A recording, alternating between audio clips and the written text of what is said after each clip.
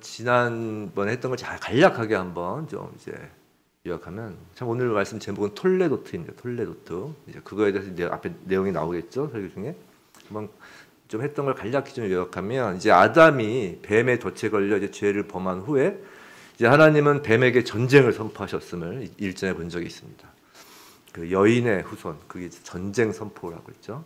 뱀의 후손과 여자의 후손 사이에 이제 원수가 되고, 여자의 후손은 뱀의 머리를 상하게 하고, 뱀은 여자의 후손의 발꿈치를 상하게 할 것이라는 그 전쟁의 양 진영과 그 사이의 전투 내용까지 하나님이 선포하셨습니다. 그리고 이것이 아담과 하와에게는 축복이라는 거예요. 위로가 된다는 것이죠. 그리고 지난주 이제 가인의 후손에 대한 성경 말씀을 보았습니다. 하나님께서 가인의 표를 주시면서 끝까지 긍휼히 여기시고 보호하시지만 이를 거절하고 성을 쌓는 가인과 그 후손이 이제 하나님 반대편에 선 뱀의 후손으로 이어지는 것입니다. 그리고 하나님은 가인의 손에 죽은 아벨을 대신해서 아담에게 셋을 주시며 이제 하나님 편에 선 여자 후손의 계보를 세우십니다. 그것이 오늘 본문에 등장하는 아담의 계보입니다. 본문 1절에서 그 계보, 이제 계보라고 번역된 히브리어가 바로 오늘 설교 제목인 톨레도트입니다. 톨레도트. 이 단어는 이 계보, 후손, 세대, 역사 등 다양하게 번역되는데, 사실 이런 번역만으로는 이 히브리어 원어의 의미를 제대로 살리기 어려울 정도로 이 톨레도트라는 히브리어는 매우 독특하고 매우 난해한 단어입니다. 그러니까 다른 나라 말로 이렇게 바꾸기가 참 어려운 단어라는 거예요. 왜냐하면 엄밀하게 말하면 이 톨레도트는 단순히 어떤 인물의 탄생이나 사망을 그냥 기록한 우리식으로 얘기하면 족보도 아니고, 또 어떤 개인의 업적을 기록한 것도 아니기 때문입니다. 이 톨레도트는 이 성경에서 말하는 역사, 곧 하나님의 구속사의 중요한 의미를 지니는 부분들을 발췌하여 기록한 것인데, 이제 그 안에는, 톨레도트 안에는 하나님께서 인간들 세상 가운데 어떻게 역사하시고 어떤 자손들을 통하여 하나님의 구속사를 이끌어 나가실 것인지를 보여주시는 그 하나님의 의도가 담겨 있는 것입니다. 그래서 지난주 보았던 그 가인의 후손을 기록하면서 성경은 계보, 즉 톨레도트라는 단어를 사용하지 않는 거예요. 그냥 가인의 후손을 쭉 그냥 나열하지 계보라는 단어를 안 씁니다. 그들은 하나님 구속사의 반대편에 선 자들이기 때문이죠. 자, 1절에서 아담의 계보에 해당하는, 아담의 계보라는 단어가 있죠. 1절에 보면 아담의 계보에 해당하는 그 히브리어 원어는 세페르, 톨레도트, 아담입니다. 그러니까 톨레도트 아담 말고 세페르라는 단어가 또 하나 더 있어요, 히브리어에. 그것을 이제 우리나라 말로 그냥 아담의 계보 이라는 거예요. 맨 뒤에 아담이 그 아담이고, 톨레도트는 세페르가 있어요.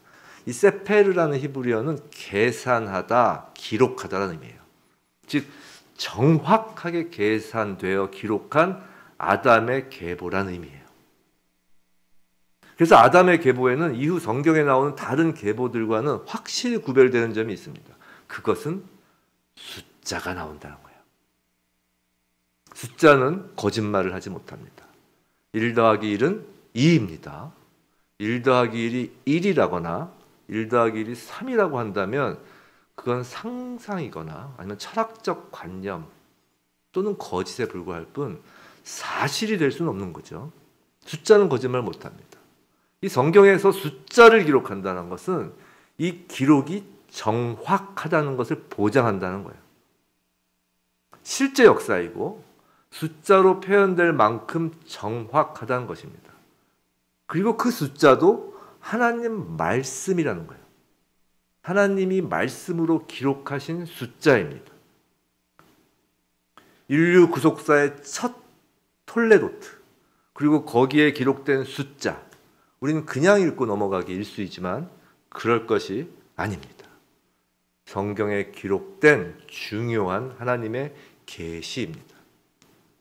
오늘은 그래서 우리가 그토록 피하고 싶은 수학을 해야 합니다.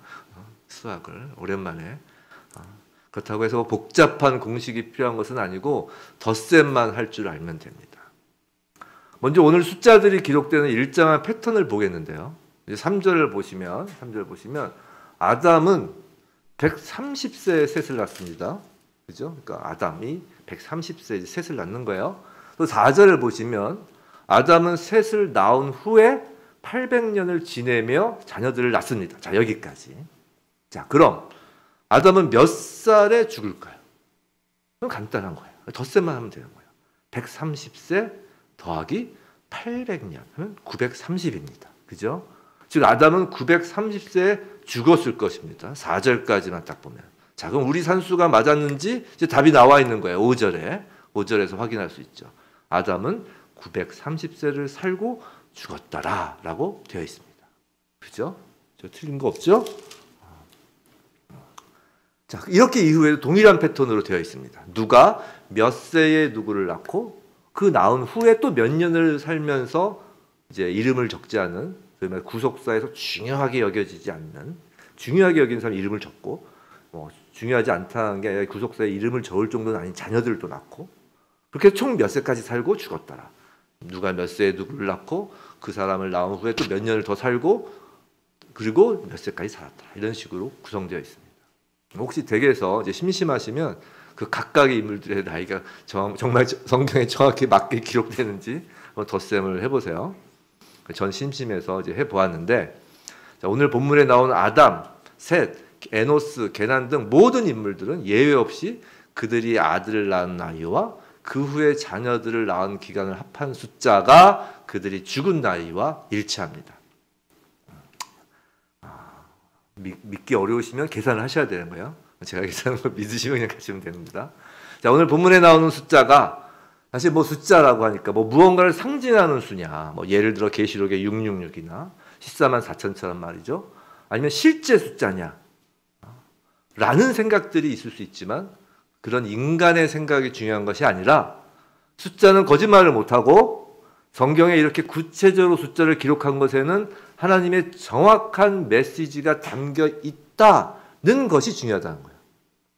숫자가 나오니까 이제 갑자기 머리가 멍해지기 시작하시죠. 근데 이제 시작에 불과합니다. 이제 시작이에요. 이렇게 간단한 걸 하자고 제가 이렇게 처음에 겁을 드린 건 아니에요. 자, 계보에 나오는 각 인물의 나이가 있기 때문에 우린 그것을 통해 누가 죽었을 때 누가 살아있었는지를 알 수 있습니다. 자, 예를 들어서 이런 거예요. 아담은 930년을 살았다고 그러죠. 그럼 아담이 창조된 것을 원년으로 해서 930년이 지난 것입니다. 그럼 셋은 아담이 창조된 이 원년으로부터 몇 년이 지나서 죽은 것일까요? 몇 살 때 죽었느냐가 아니라 원년으로부터 몇 년이 지나서 죽은 것일까요? 라는 거예요.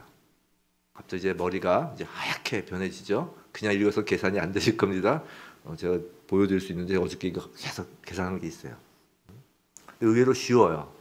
자, 아담이 130세에 셋을 낳았는데 셋이 죽었을 나이는 8절에 912세예요. 그죠? 그럼 130세 플러스 912. 그죠? 130 플러스 912가 1042인데 이것이 아담이 창조된 후 1042년 후 셋이 죽은 겁니다. 어렵지 않죠? 이렇게 하니까. 이런 식으로 이제 성경에 나온 숫자들을 통해 오늘 본문에 나온 인물이 아담 창조 원년으로부터 몇 년이 지나고 나서 죽었는지를 계산할 수 있습니다. 각자 계산하실 필요 없습니다. 역시 심심한 제가 그것을 한번 다 계산해 봤어요. 기준 아담이 0세일 때부터입니다. 그것을 원년으로 해서 아담은 930년에 죽어요.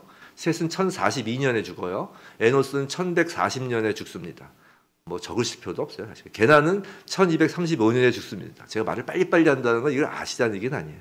마할랄레는 1290년에 죽습니다. 야렛은 1422년에 죽습니다. 아담이 죽을 때까지 아담의 6대손까지도 모두 함께 살고 있다라는 거예요. 무슨 얘기인지 아세요? 아담이 930년에 죽는데 다 그 이후에 죽어요.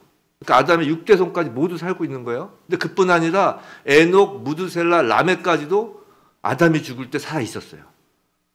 에녹이 태어난 것은 원년 기준으로 하면 622년이에요. 그러니까 아담이 930년에 죽었죠. 그러니까 그 전이에요. 이미 태어난 후예요.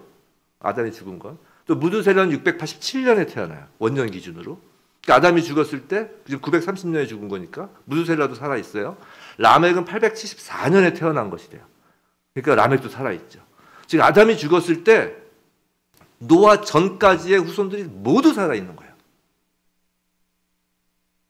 노아는 아담이 죽은 후에 태어난 사람이에요. 근데 아담의 7대 손에서, 이렇게 아담이 죽었을 때 다 살아있는데 아담의 7대 손에서 매우 신기한 일이 벌어져요. 그것이 에녹입니다. 7대 손. 21절이에요. 21절. 자, 에녹은 65세에 무두셀라를 낳습니다.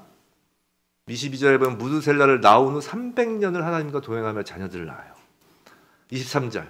그러니까 65세 플러스 300. 에녹은 365년을 살았는데 365세 동안 살았는데 죽은 것이 아니라 24절에 에녹이 하나님과 동행하더니 하나님이 그를 데려가심으로 세상에 있지 아니하였더라라고 합니다. 그럼 에녹을 하나님이 데려가신 것은 원년, 아담 창조 그 원년을 기준으로 몇 년일까를 이제 계산해 보면 그걸 또 계산했어요. 그게 987년이에요. 아담이 죽은 해는 930년이라고 했죠. 근데 얼마 지나지 않아 한 50년 정도 지나서 987년에 7대 손인 에녹을 하나님이 데려가신 겁니다. 에녹의 위로 셋부터 에녹 7대 손인 에녹의 위로 그 셋부터 야레까지 아래로 무두셀라와 라멕까지 모두 살아있는 상황에서 말이죠.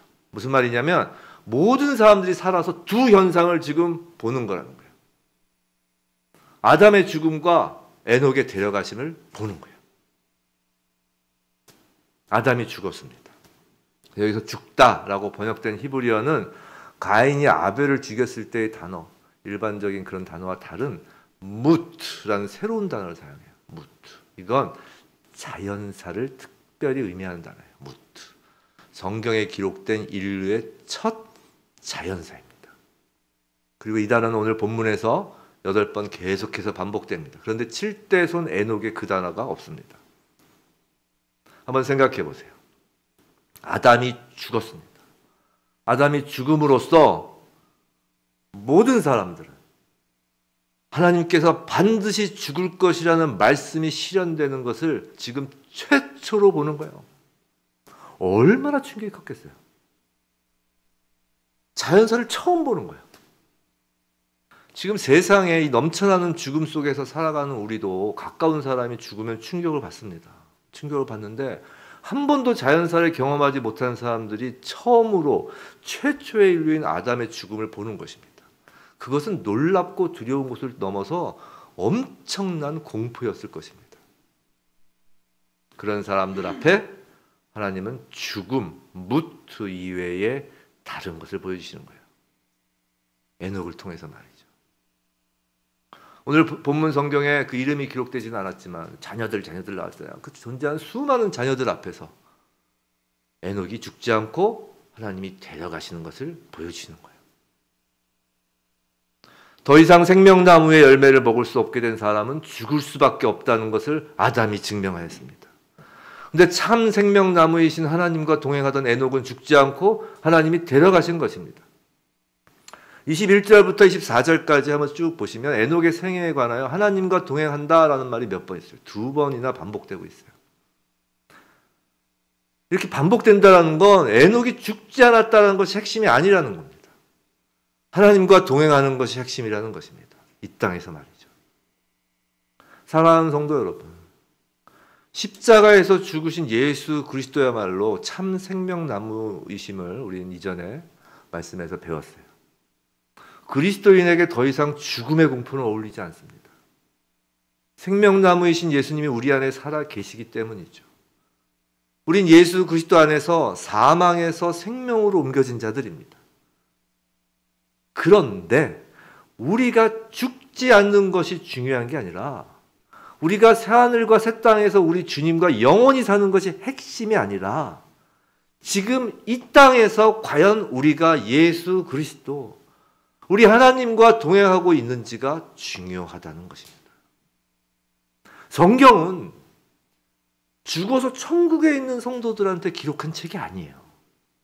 이 땅에 있는 하나님의 자녀들, 사람들에게 기록한 책이에요. 이 땅에서 하나님과 동행하고 있는지가 중요하다는 거예요. 하나님과 동행하던 에녹이 1000년 가까운 세대의 그 자녀들에게 에녹이 987년에 올려받았으니까 그 1000년 원년부터 천년까지 천년 가까운 그 세대의 자녀들에게 희망의 빛으로 던져진 겁니다. 그 희망의 빛으로 던져진 하나님의 은혜인 거예요. 성도 여러분, 바로 저와 여러분 그리스도인이, 우리 그리스도인이 죽음 앞에서 공포에 떠는 이 세대 사람들에게 던져진 그 희망의 빛인 거예요. 어떻게 해요? 주님과 동행함으로 말입니다. 그럼 먼저 어떻게 주님과 동행할 수 있을까요? 에녹이 처음부터 하나님과 동행을 한 것은 아니었어요. 21절, 22절 다시 보면 에녹은 65세에 무드셀라를 낳고 그 이후부터 300년을 하나님과 동행하였습니다. 즉 65세 이전 무드셀라를 낳기 전에는 하나님과 동행하지 않았던 거예요. 과연 무드셀라가 누구기에 에녹으로 하여금 하나님과 동행하는 삶을 살게 하였을까요? 그럼 무드셀라라는 이름에 비밀이 담겨 있습니다. 자, 무드셀라의 무두는 이제 성인 남자라는 뜻이고, 셀라는 무기, 병기, 그 중에서도 특히 창을 뜻하는 단어예요. 창, 던지는 창. 즉 무드셀라를 직역하면 창을 드는 사람, 창을 던지는 사람이란 뜻입니다. 근데 고대 근동 지역에서 전쟁이 벌어지면 마지막까지 성을 지키는 최후의 사람을 창을 든 사람이라고 했어요. 성을 지키는 마지막 부류가 창병들이에요. 창을 든 병사가 마지막으로 죽으면 성은 무너지는 거예요.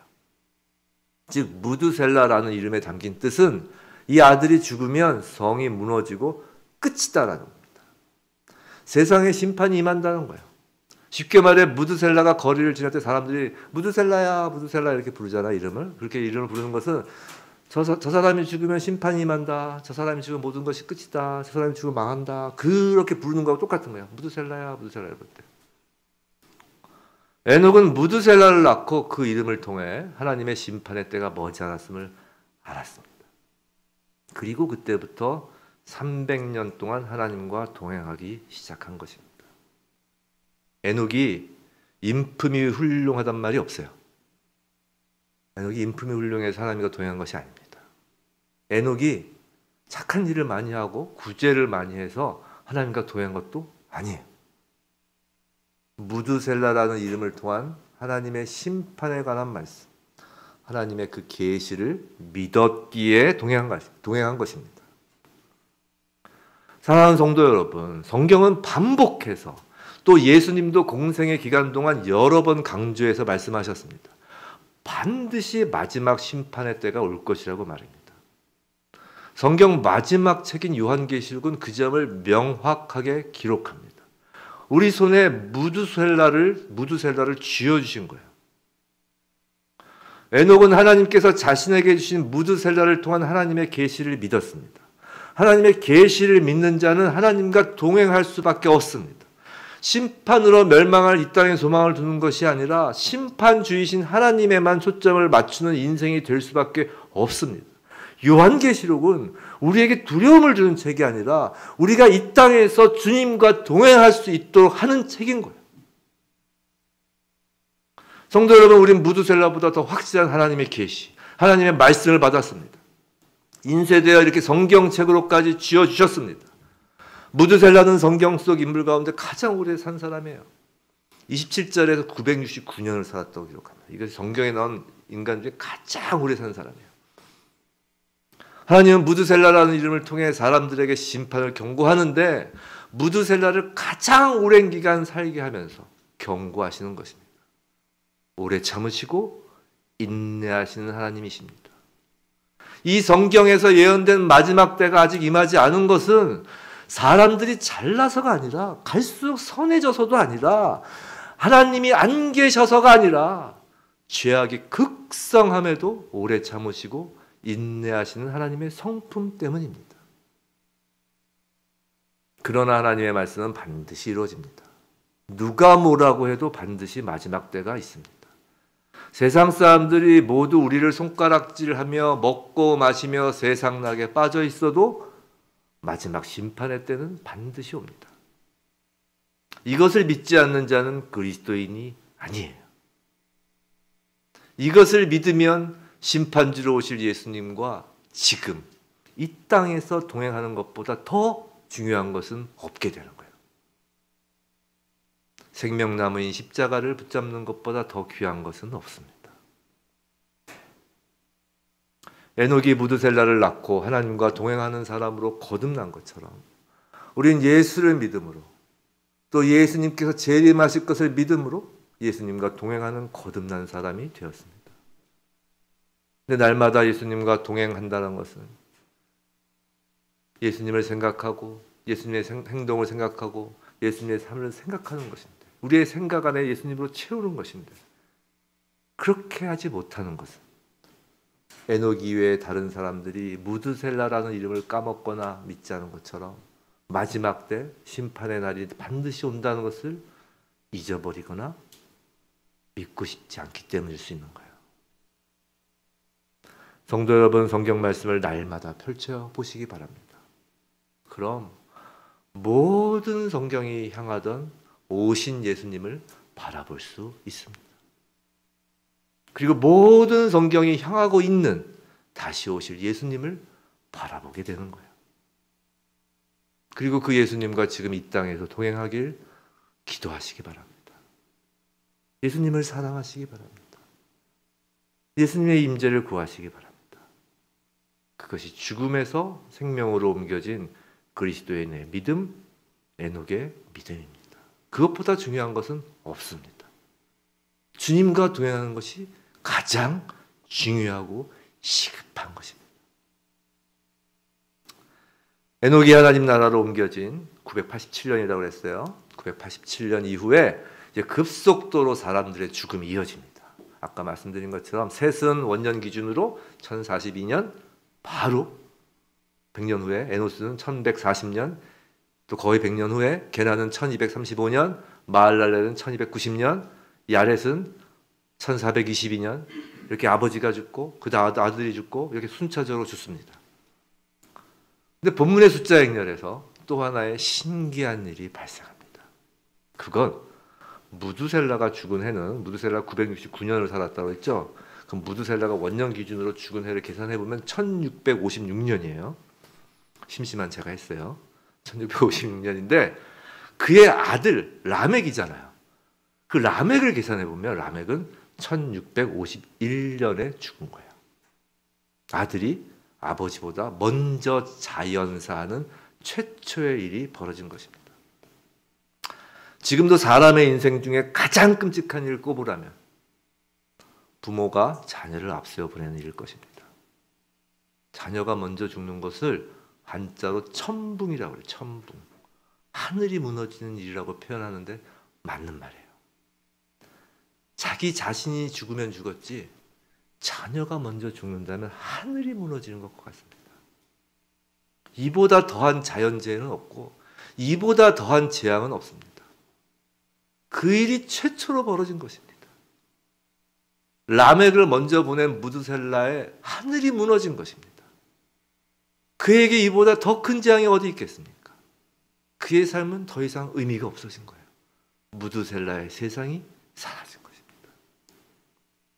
무드셀라가 죽으면 세상에 심판이 임할 것이라고 했죠. 자녀인 라멕이 아버지인 무드셀라보다 먼저 죽은 그 재앙은 이제 심판이 임박했음을 알리는 하나님의 마지막 경고 사인인 거예요. 그리고 라멕이 죽고 5년 후 원년 기준 아까 말씀드린 1656년 하나님의 그 계시였던 무드셀라가 죽습니다. 하나님은 마지막까지 경고하셨지만 창세기 6장 5절 그 다음 페이지 살짝 보시면 거기 기록되어 있어요. 그 노아 홍수 나는 그 계기죠.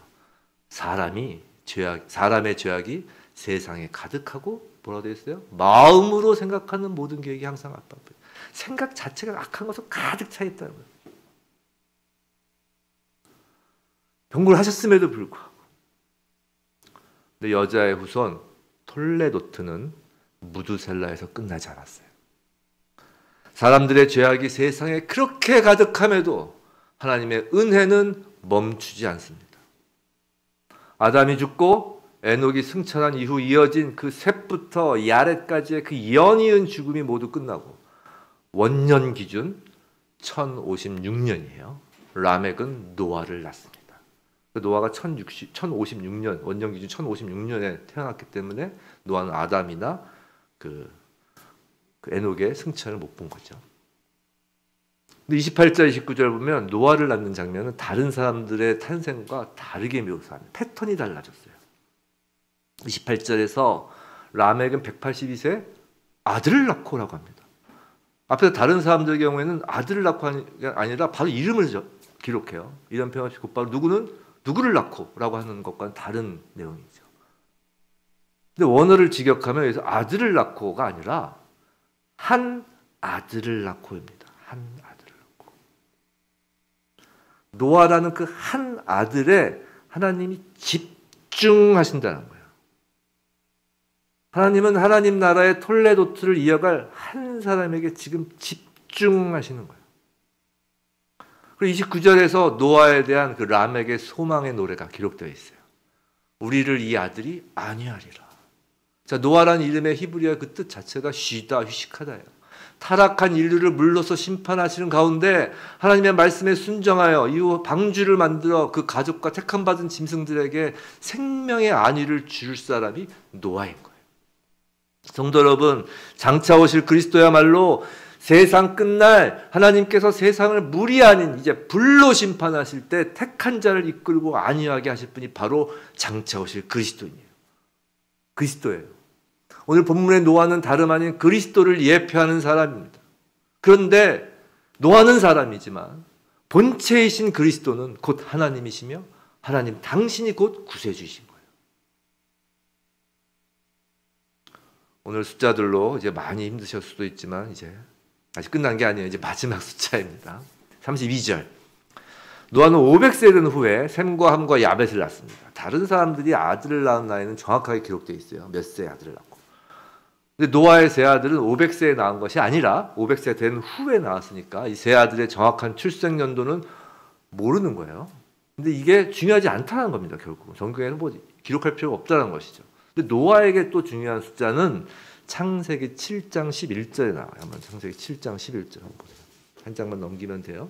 구면에 7장 11절. 읽으면 어떻게 돼 있냐면 노아가 600세 되던 해에 돼 있어요. 그죠? 노아가 600세 되던 해에 홍수 심판이 임합니다. 정확하다는 거예요. 하나님이 숫자를 기록했다는 것은. 그럼 아담 창조를 원년으로 해서 심판이 임한 해가 언제인지가 계산이 되는 거예요. 역시 심심한 제가 계산해 봤겠죠? 1656년입니다.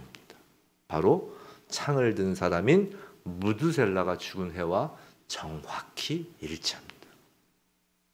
하나님의 일하심은 한치의 오차도 없습니다. 혹시 의심되시면 집에서 계산하시는 고통을 한번 해보세요. 숫자가 정확히 일치하는 것을 보면서 우리가 와 신기하다라고 여기자는 것이 지금 아닙니다. 우린 지금 하나님의 마지막 심판의 때를 알 수는 없지만 마지막 때가 지나고 하나님의 데려가심으로 우리 모두가 새하늘과 새 땅에 거할 때 뒤를 돌아보면 가장 정확한 하나님의 시간에 그 일이 일어났음을 확인할 것이라는 것입니다. 그리고 오늘 우리는 그 확실함을 믿음으로써 하나님과 동행하는 것입니다.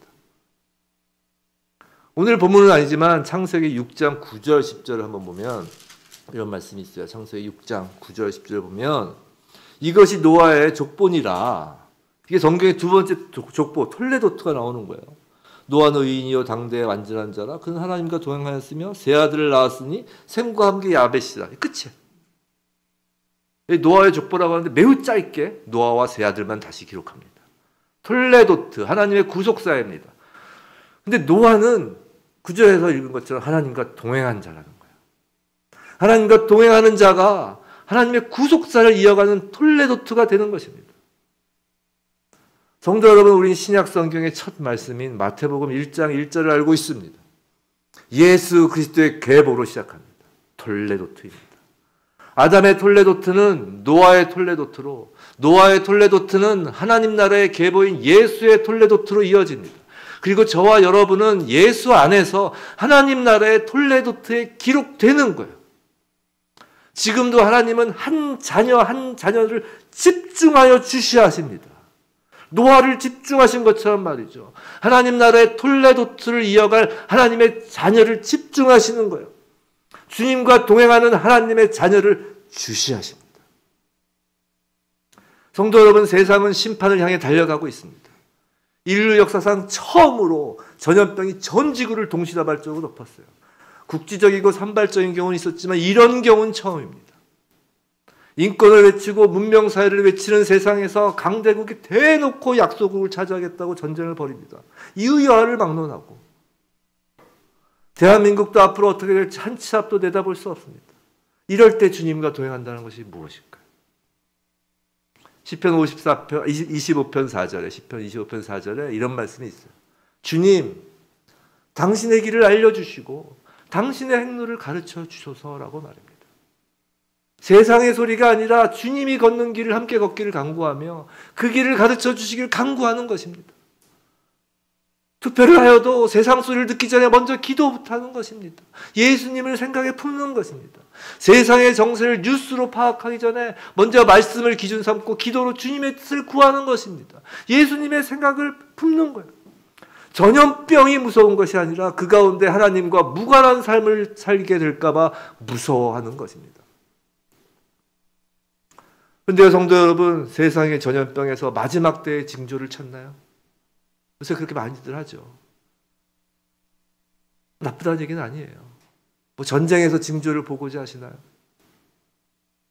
한번 하나님의 입장에서 생각해 보세요.